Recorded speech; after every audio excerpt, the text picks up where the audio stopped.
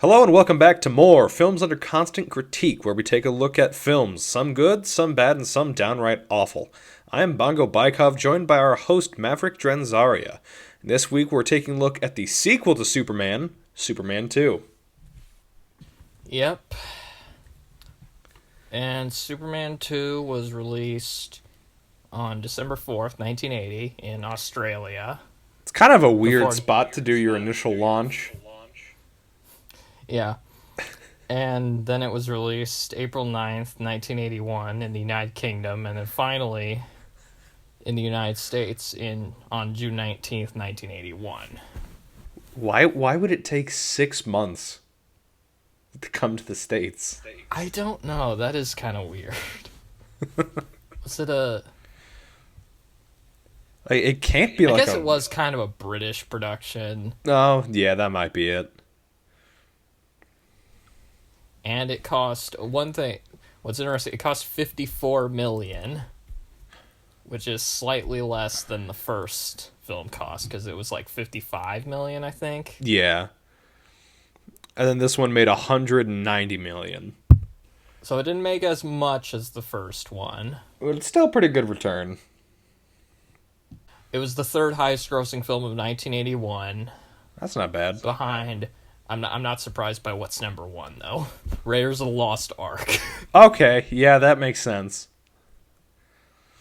Although apparently On Golden Pond made more money than Superman 2, which is interesting. And this one, you get most of the same cast returning. Marlon Brando is absent. Yeah, Marlon Brando was at, but that's because the director changed during production. Because originally Richard Donner was directing this, but he was fired and replaced with Richard Lester. And when Richard Lester came back on, they couldn't get back some of the same actors. So Marlon Brando was supposed to be in this, but he left when Richard Lester when Richard Lester came on.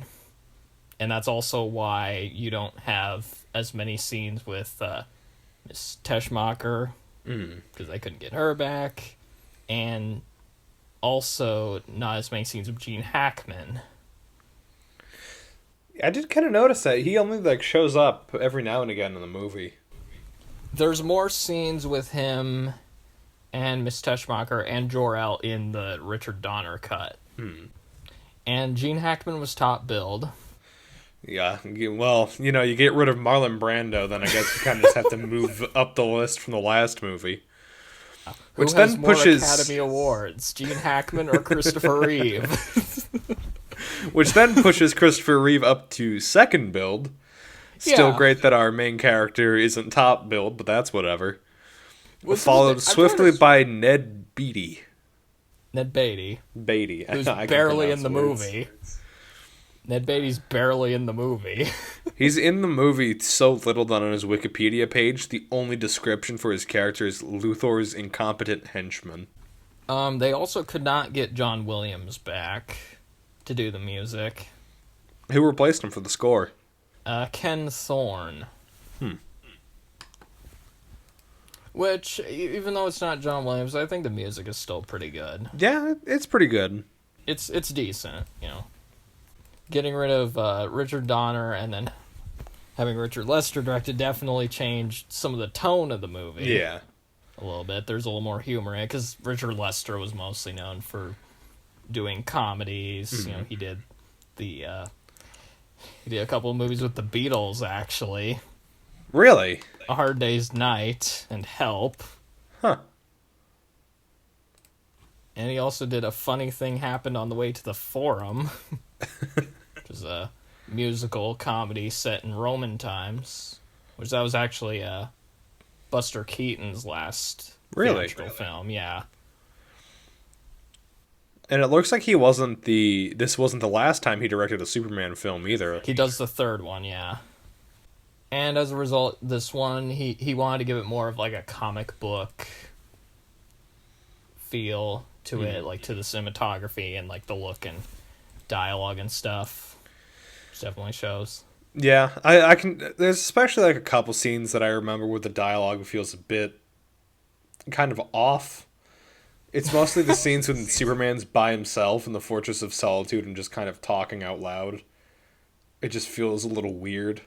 He's talking to his Oh yeah, the computer. mother. Yeah. He's talking to his mother instead of Jor-El, because again, they couldn't get Marlon Brando back for the reshoots. I will say this is probably my favorite of the Superman movies. I think so far from what I've seen, it might be my favorite too. The fourth one might become your favorite. Oh boy, You never know. yeah, I can't wait to see that one. I will say though, I still have some similar problems with this movie that I do with the previous one, where there's just a few too many conveniences that happen. I can kind of see that, yeah, towards the end. Yeah, especially with the ending. But this one, to me, I think the plot flows better. Yeah, it seems to be much better paced. It's than more the first energetic. One. Yeah. And also, the villains. The villains are actually really fun in this movie. I love General Zod, Terrence Stamp's performance in this. Like, I just love how the Kryptonians, they just seem so annoyed. Yeah, like everything's just a minor inconvenience to them. Exactly, yeah.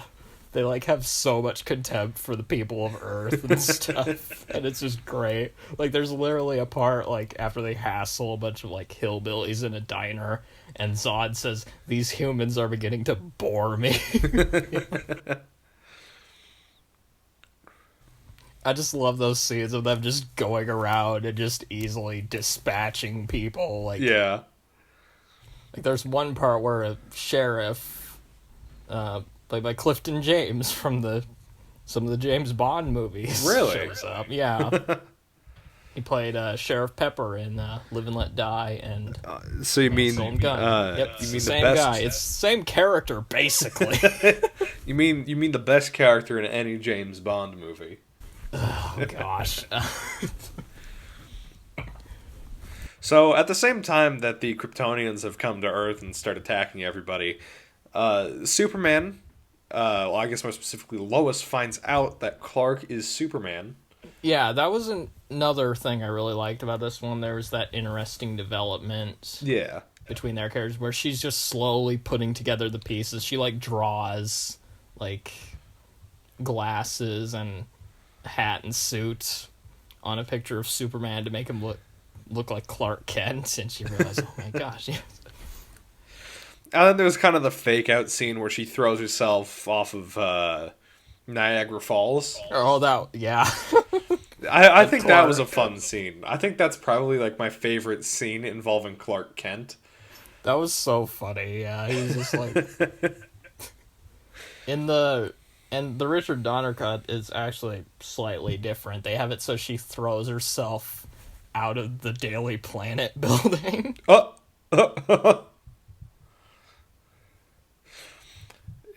Yeah, it's a little bit more of a difficult situation for him to... Huh. Have you seen the Donner cut before? I have, yes. I actually watched the theatrical cut and the Donner cut both on the same day. Just watching the movie twice almost.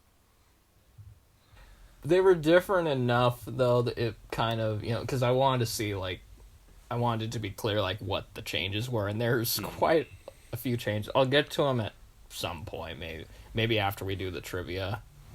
Okay. Or something. Well, just real quick, is it more like the differences between the two versions of Justice League, or more like the differences between the two versions of Halloween 6?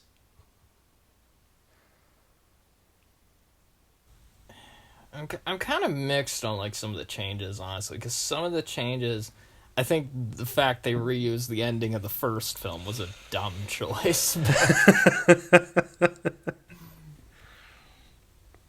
But I feel like they also, it's less corny than the theatrical cut. It's there's some more serious scenes in there, and they get rid of a few of the jokes here and there.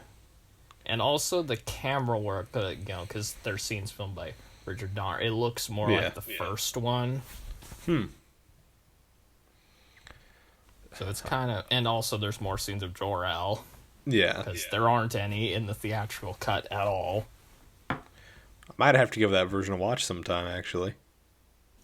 Definitely, I mean, it's interesting, but definitely go in with the expectation that it's a director's cut for a movie that wasn't finished.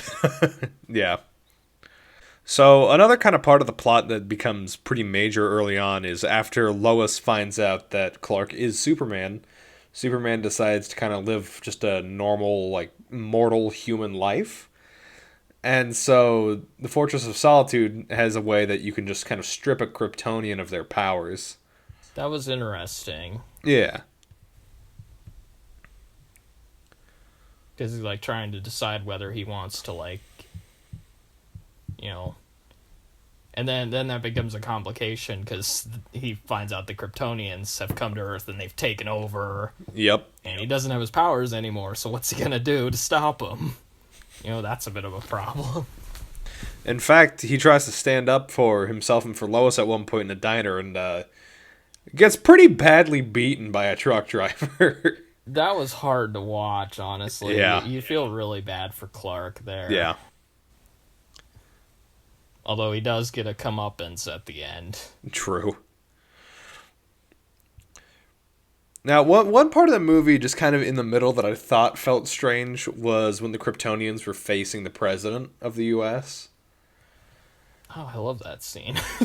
I think the part that kind of gets me is they have someone pretend to be the president, and then, like, within a minute, they just give up on that and just have the real president come out. Of course, you get the famous line, you know, kneel before Zod. General Zod, yeah. Yeah. I also like how when the president's kneeling down, he says, "Oh God," and then Zod says, "Zod."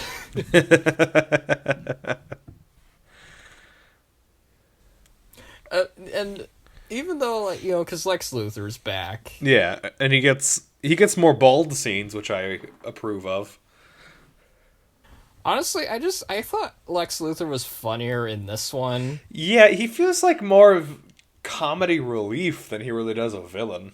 Because what I like in this one is, you know, because in the first one he's, you know, like, he's got those two idiots working for him, and he's always being, like, really arrogant and condescending towards them, and then he's trying to work with the Kryptonians, and they're basically treating him like how he was treating Otis and Miss Teshbach. Because they don't take him seriously at all. They're, like, so annoyed by him, like, by the fact they even have to, like, include him at all. But they have to, because, you know, he knows all this stuff about Superman and the Fortress of Solitude, so they kind of need him. Yeah. And, you know, there's that part at the beginning with the Eiffel Tower. Oh, yeah. I actually think the intro was really just kind of a fun way to start the movie. And one thing I thought was funny, when Mr. White is telling Clark he has to go to Paris, he, like, asks him if he knows that the Eiffel Tower is in Paris. Which I thought that was so funny. Like, he literally thinks Clark is that stupid that he doesn't know.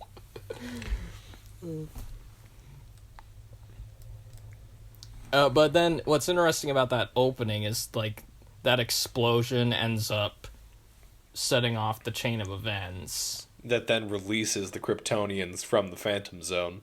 Yeah, it released them from that square thing that they're floating around in, and they fly to the moon. Which, that was an interesting scene, where they're just messing around with those guys on the moon.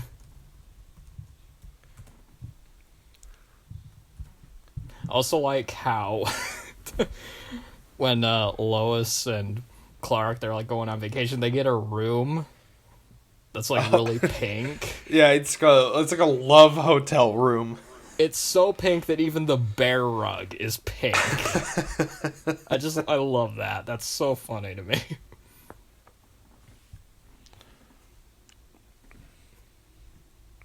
And I like the Niagara Falls stuff, where the Lois and Clark, they go to Niagara Falls, and there's that kid that he saves from, which such neglectful parents that this kid is just playing on those rails and almost Yeah. falls off the Niagara Falls. Yeah, that's pretty dangerous. And then, of course, this is the scene where Lois becomes suspicious, That he might actually be Superman. Yeah, because she's always like, oh, Clark is never there when Superman is, they're never in the same spot,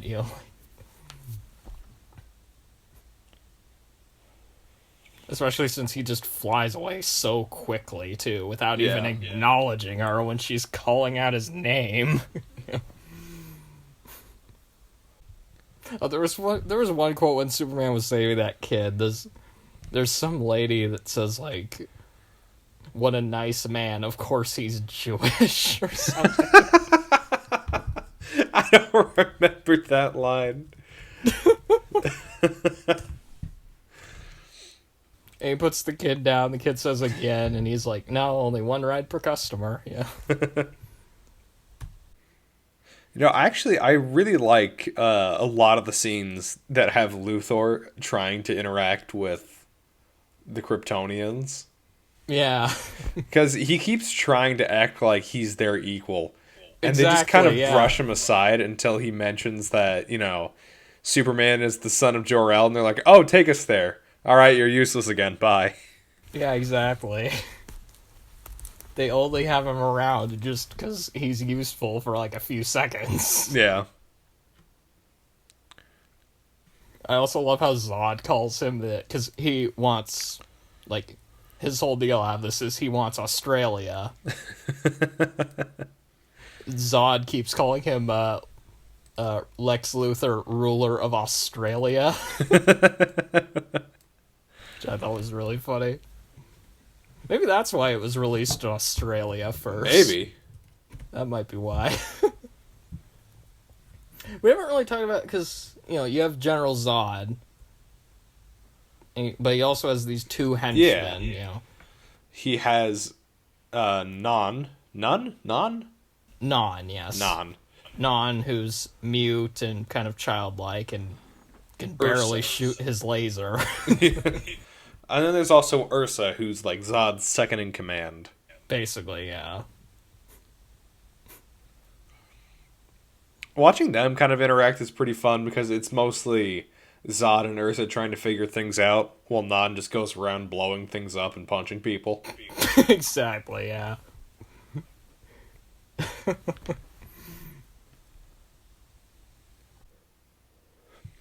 So then, towards the end of the movie, Clark is able to get his powers back with like a green rock that he finds in the Fortress of Solitude. Yeah.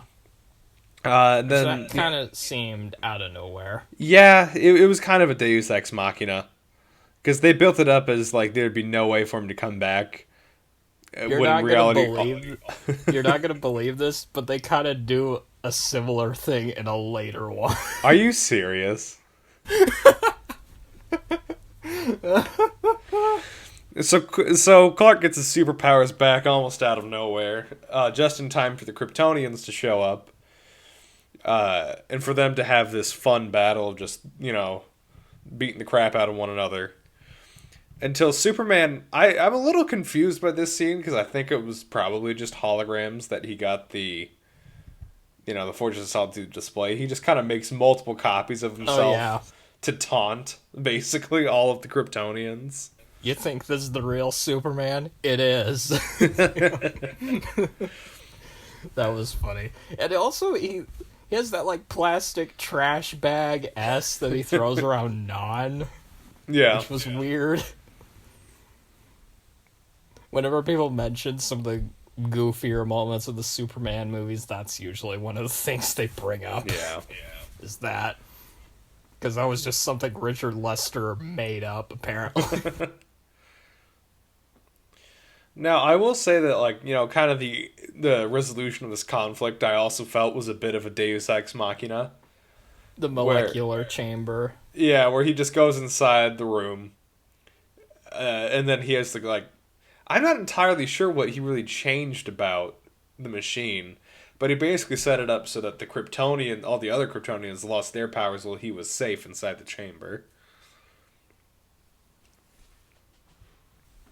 Yeah, because he tries to get Lex Luthor to help him with it, but then Lex Luthor ends up, like... Trying to betray him. Yeah, basically, yeah. Luthor, you poisonous snake. I do like how after the conflict is resolved, Superman flies off with Lois and just leaves Lex inside the Fortress of Solitude. Yeah. I feel like that's the one place where you really wouldn't want to leave Lex Luthor, but, you know, that's just me. Especially since he knows, like, he went through, like, all the files and stuff. Yeah. And knows a lot about Superman and his origins. Yeah. And also, a lot of people criticize how he, like, how Superman kisses Lois so that she'll forget that he's, you know, so that she'll forget that Clark is Superman. Yeah, I feel like that was also a bit of a weird, just a weird way to end it, and it didn't really... There were some weird plot conveniences towards the end. Yeah, kind of... I think my favorite part of the movie is when Superman, he's got his powers back, and the Kryptonians, they're in the Daily Planet, they're like holding it up, and they kidnap Lois Lane, and then Superman shows up again. He says, "General, would you care to step outside?" You know, I love that part. The way the music's rolled. And also I like how Lex Luthor says, "Superman, thank God." And Zod looks at him really angrily and says, "I mean, get him." I thought that was funny. And apparently Superman does have another weakness. He cares. Oh yeah, that's right. He cares about these Earth people. That Zod so condescendingly observes. So when the Kryptonians are, like, you know, starting to terrorize people, there was one scene that I found pretty goofy. It's the one where I think Ursa started using, like, the super breath and just made it so no one could really walk towards them, and then did that for like a full, like, minute, maybe two. Is that the part where the citizens of Metropolis, they like think that Superman's dead, and they all try to gang up on the Kryptonians? Yeah. I kind of love that, how like they're so loyal to Superman that even though they're like clearly outmatched, they're still gonna fight for him. Basically, they're gonna fight for him. Yeah.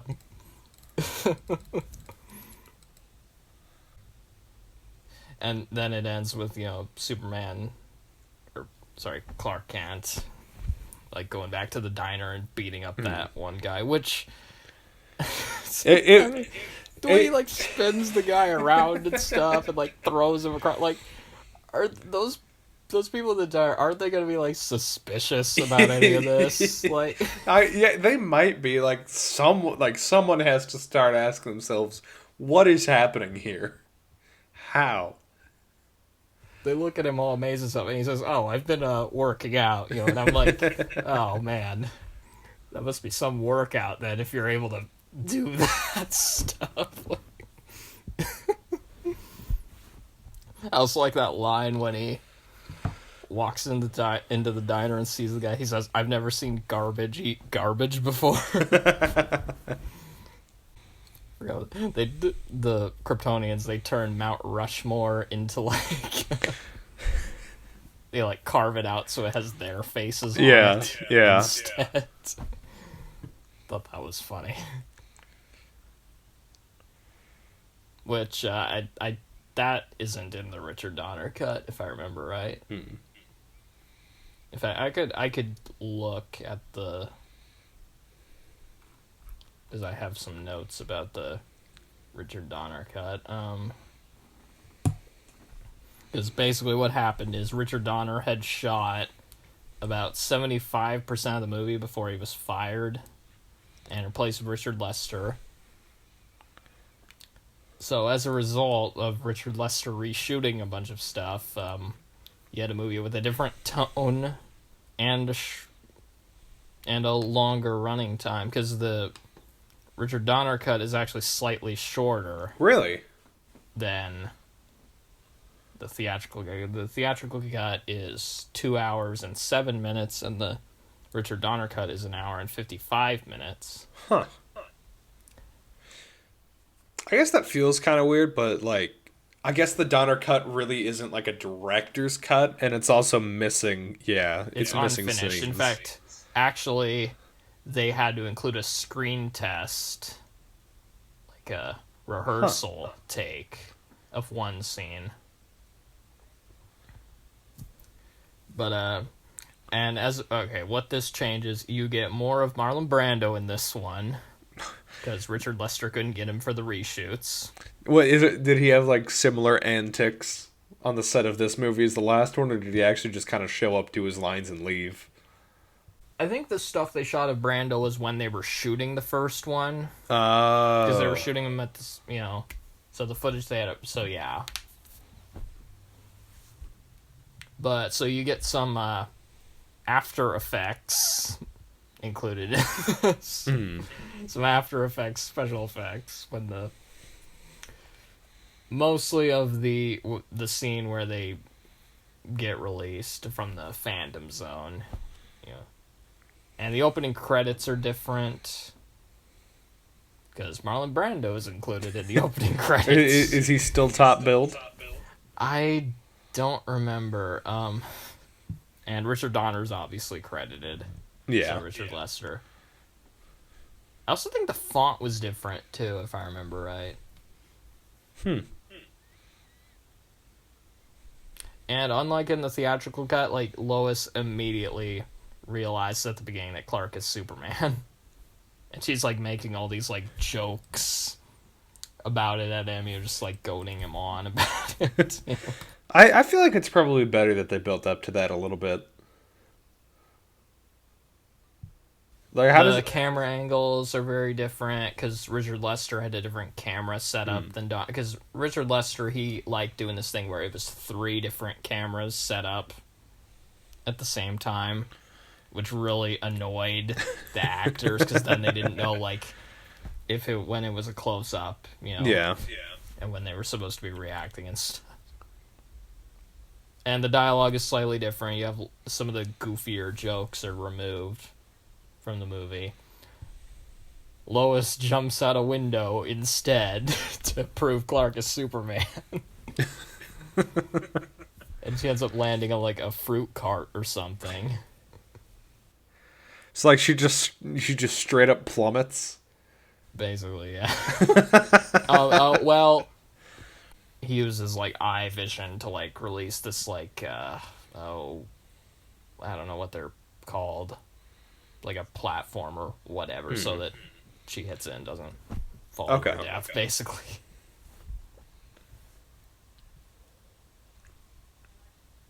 The Eiffel Tower stuff is not in the Richard Donner cut. So what's the intro kind of like then? I think it's just the missile from the previous film. Oh, really? Is what's released. Yeah. Oh, well, actually, that makes sense. I didn't really think about that before. But that opening does make quite a bit of sense, because then you don't have to have someone else launching a nuke to start this movie.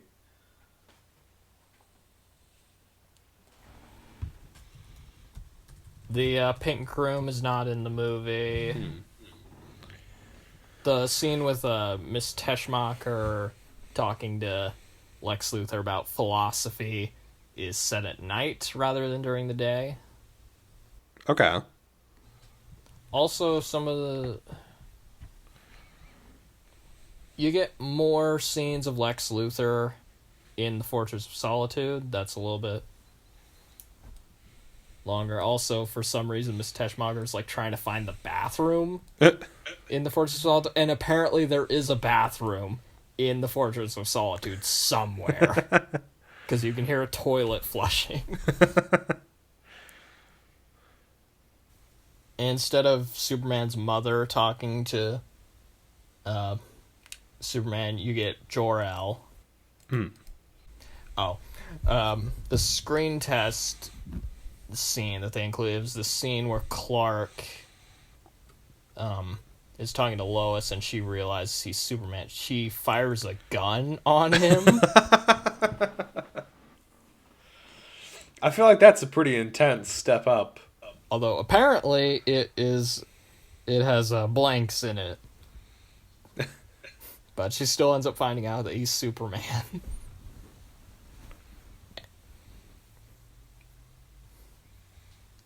And obviously some of the editing in this is kind of weird. There's some sloppy transitions, because again, it's unfinished, so.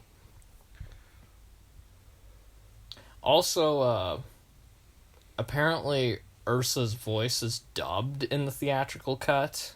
Really? So her voice, I don't remember who dubbed her, but her voice is different in the... It's her own voice in the Richard Donner cut, apparently.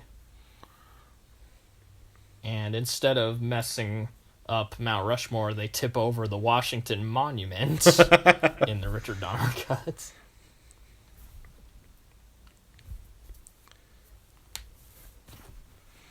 I also think one change I think did improve it is the stuff where he's talking to Jor-El.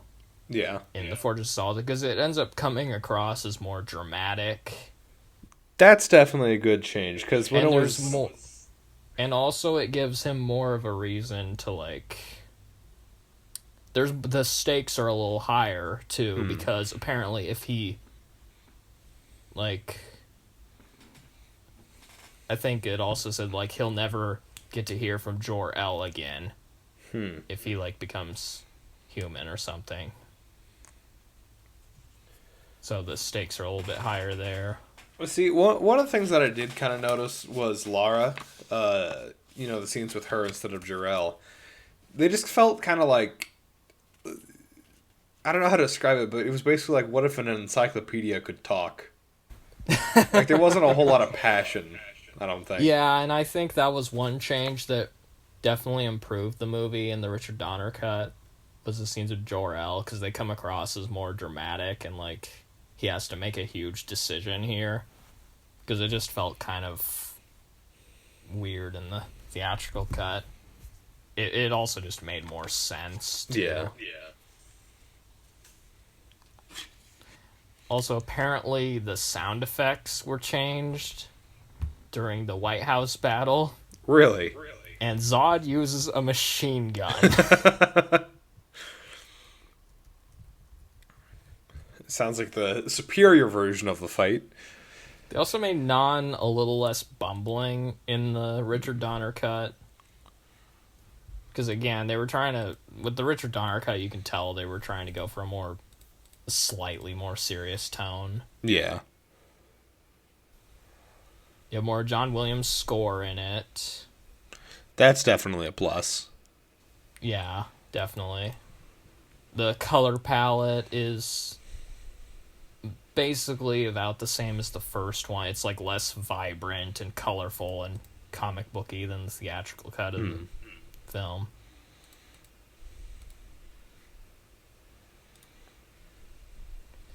One change I don't like, though, is instead of saying, "General, would you care to step outside?" he says, "General, haven't you heard of freedom of the press?" Which isn't as good of a line. Yeah.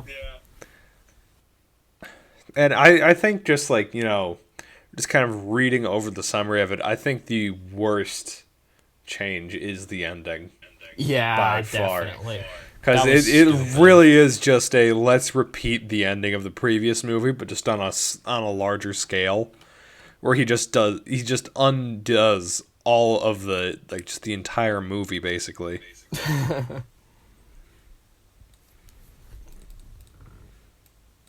But part of that was actually the ending they were planning for it originally. Really?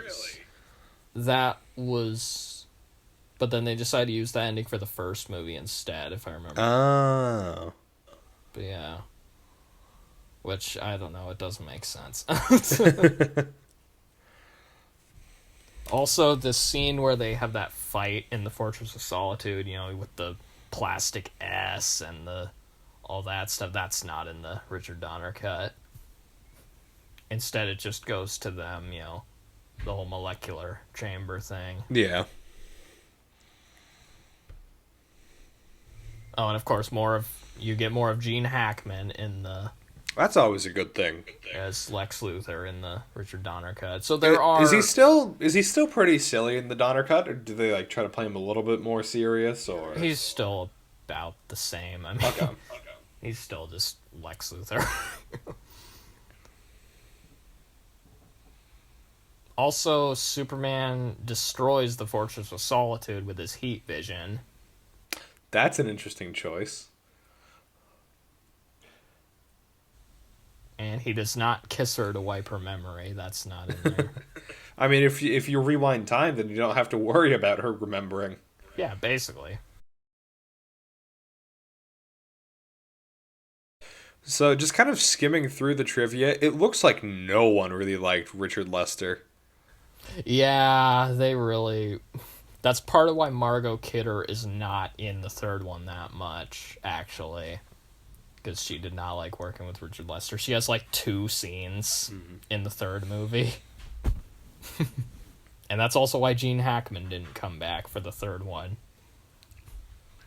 So instead, you get a replacement Lex Luthor in the third one. Oh boy, that's a good sign right there. Would you have to basically invent a character to replace a character from the previous movie? Basically. Kind of like with Two-Face in Batman and Batman Returns. Oh yeah, Max Schreck. Yeah. Oh man. And also, unlike the first one, this was not nominated for any Oscars. The first one was nominated for Best Sound, Best Editing, Best Original Score, and it won Best Visual Effects. But the second one was not nominated for anything. And once we get to some of the later ones, we'll be throwing in some of the Razzie nominations. The best awards ceremony that anyone could ask for.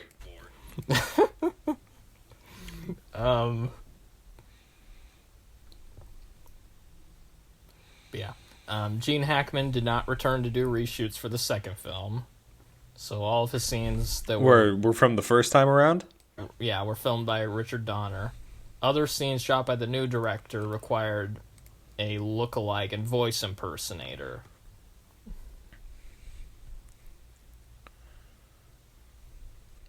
How often did they have to use him, the voice impersonator? I don't know, and I didn't really notice that when I was watching it.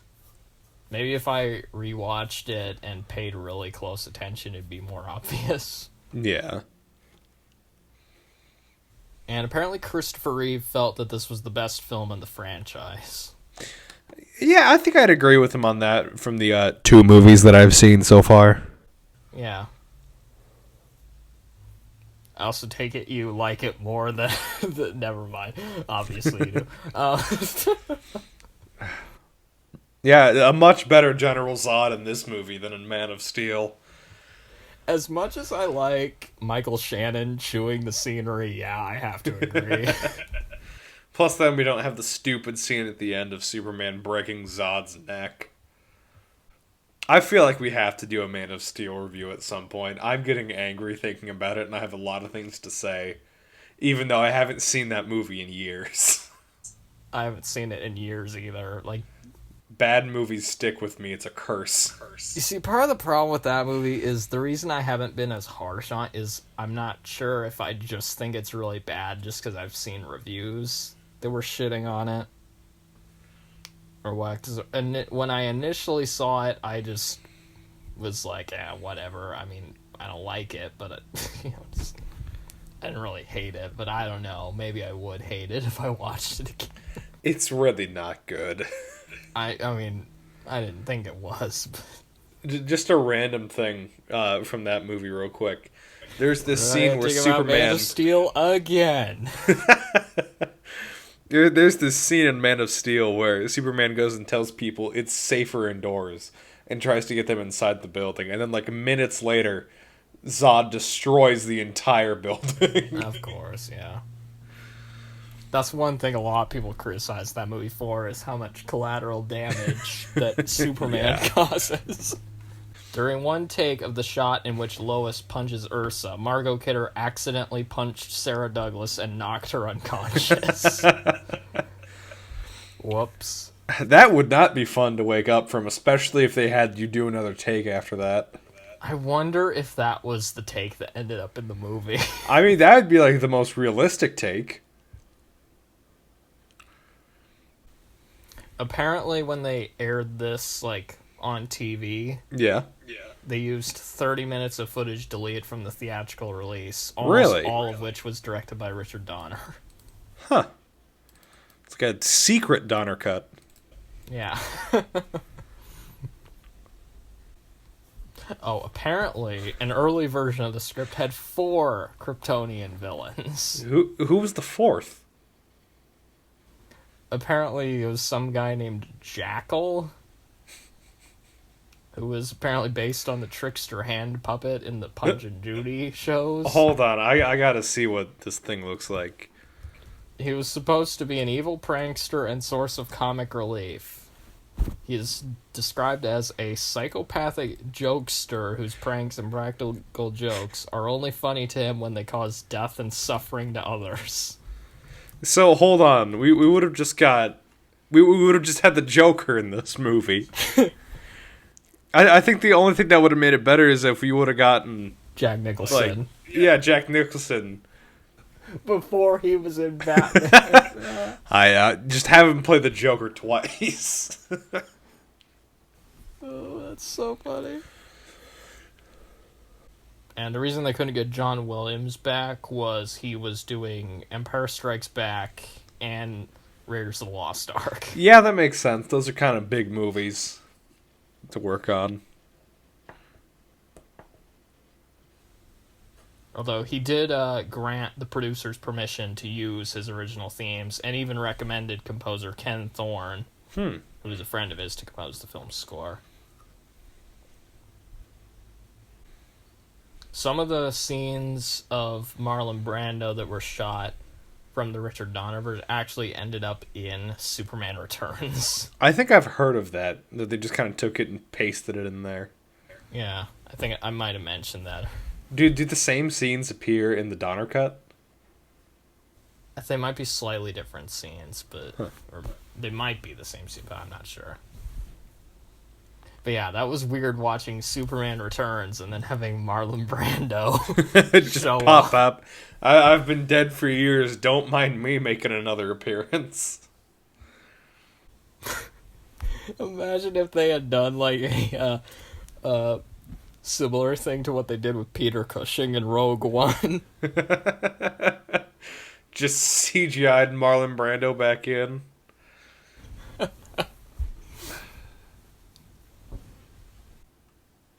So apparently, actually, that kiss that Superman gives to Lois to erase her memory was an actual thing that he did in the comics. But Really? but apparently it only happened like once or twice. And so it was like a pretty obscure power that he had just never used. So I guess it has some basis in the comics. I also did read somewhere, because like some sources say Richard Donner was fired. According to the producer, the Salkinds, they say they offered Richard Donner the director's seat again, but Donner made a demand that producer Pierre Spengler be fired for him to return. Spengler reportedly fought with Donner about going over budget and over schedule often on set of Superman, to the point where Donner felt he could not work with him anymore. I guess that kind of makes sense. But they didn't let him go, so instead of instead of hiring Donner back, they decided to just go without him.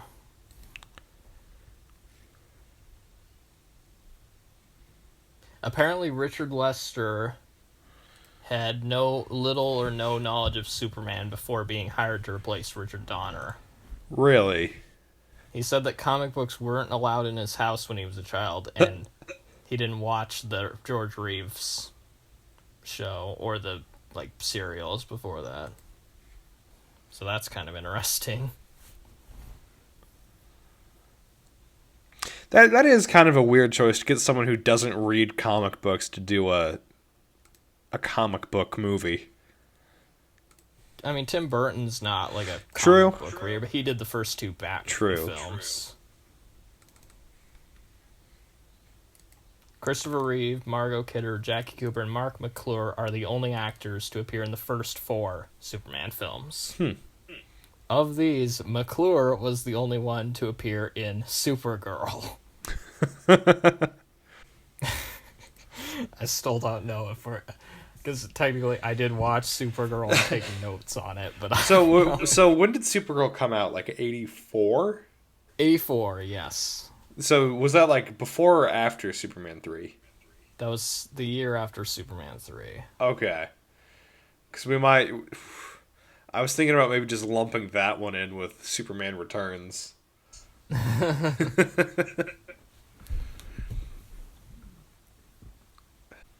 There's a few trivia things for the Richard Donner cut I could go over. One major sequence that had to be omitted from the film was the villain's Conquer the World sequence, which depicted Zod, Ursa, and Non destroying national monuments and landmarks across the globe. As the original sequence was never shot, they considered using computer effects to simulate the scenes, but Richard Donner vetoed the idea, not wanting the new computer effects to clash with those of the original film. Which I can understand that decision.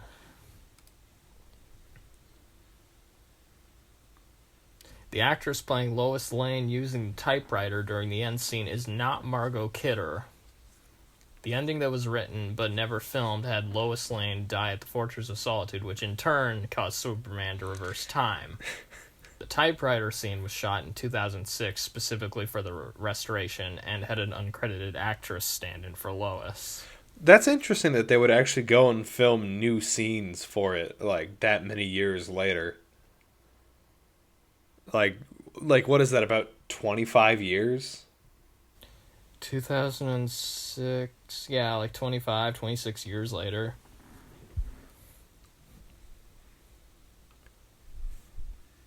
According to the editor, the Richard Donner cut contains about 200 new visual effects in addition to what was already there. Really? Okay. The ending scene in which Superman reverses time was the original intended ending for the film. But during the production of Superman, it was decided to use the ending for the first film instead. Richard Donner and Tom Mankiewicz planned to eventually create a new ending, but Donner was fired during production. When restoring this version, Donner was going to use the theatrical version's ending so that it would not have the same ending as the first film, but Mankiewicz never liked the changed ending in which Clark kissed Lois, so the original intended ending was used.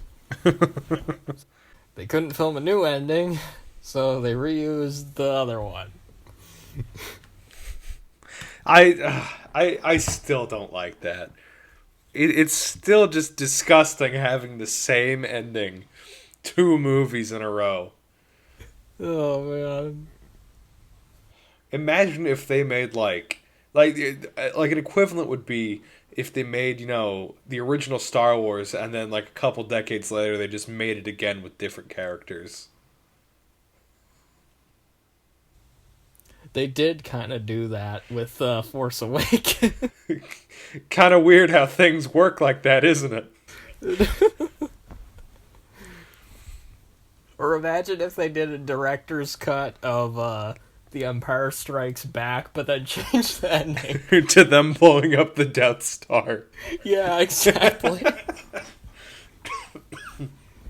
Or wait, they did that with Return of the Jedi, sort of. They did. They would 100% did. All 3 of the original Star Wars films would end with the Death Star blown up. Oh, man. Someone needs to make the Richard Donner cut of Star Wars Episode 5, where it's just Episode 5, except it ends with the Death Star sequence again. So what, is Peter Cushing in it again? Yeah, he just comes back for no real reason. Even though he died in the previous one. Add some CGI, make him zombie Tarkin. So what? Did Luke fly around it or something so that it would reverse time and bring Tarkin back? Of course, how else would he do it? No, he reversed time so he could get his hand back. Most of the new scenes in this cut were shot during the production of Superman. They had to be rewritten and reshot by Richard Lester because, under Directors Guild rules, he had to direct more than half the film to be credited. So that's why there were so many reshoots. So I guess just kind of overall, what are your thoughts on this movie? I think it's a really enjoyable movie. There's a few plot conveniences towards the end, which are kind of yeah, a little bit annoying, but I think it's my favorite of the Superman movies. I think it has the best storyline, the best villains. Yeah. I think Christopher Reeve's great in it.